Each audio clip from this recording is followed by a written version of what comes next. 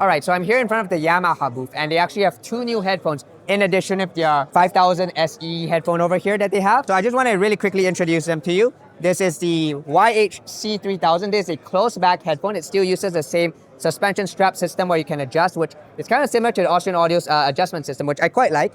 It feels pretty comfortable on my head, though it does come pretty close to the cups for my ears.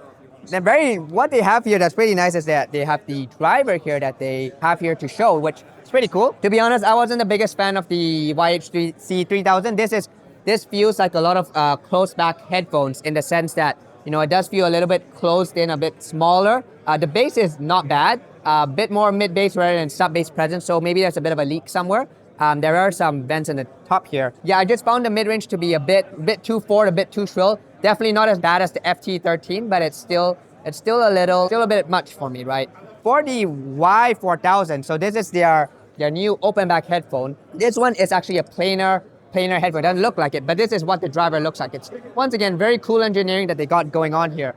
Unfortunately, despite the cool engineering, I wasn't as big of a fan of the sound. For me, I found that this one, the bass and the treble is actually, I mean, I like the bass and the treble. The bass is surprisingly impactful. I did not expect that from a planar driver here. So really nice impactful bass. It hits deep. Not so much that sub bass, but you know, still a bit more of the mid bass region. But still, there is a little bit of rumble here. And the treble I found it's fairly reined in. Not too bad for me. However, the mid range on this headphone is what wasn't the best for me. I found that the mid range on this felt kind of like vocals are in a bit of a cave almost. It feels like almost a little out of phase in a way. So wasn't the biggest fan of the vocals on this one. But it's funny because the more I listen to it, the more I'm like, you know what?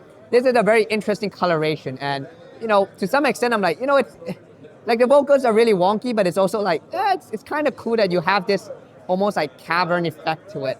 Not reverby, but just like it feels like it's kind of like a cave something. Anyway, and of course there's the 5000 SE. This is sort of a flagship. I wasn't a big fan of this the first time I heard it, and the second time I heard it, still wasn't as big of a fan. I think I like the 4000 more than the 5000, and that's because I found that the 4000 had a bit more bass and a bit more treble, which, you know, were what I enjoyed from this driver, and it kind of, you know, amplified those strengths versus the mid-range where either of them are still not that good. I found the treble on the 5000 to still be a little splashy.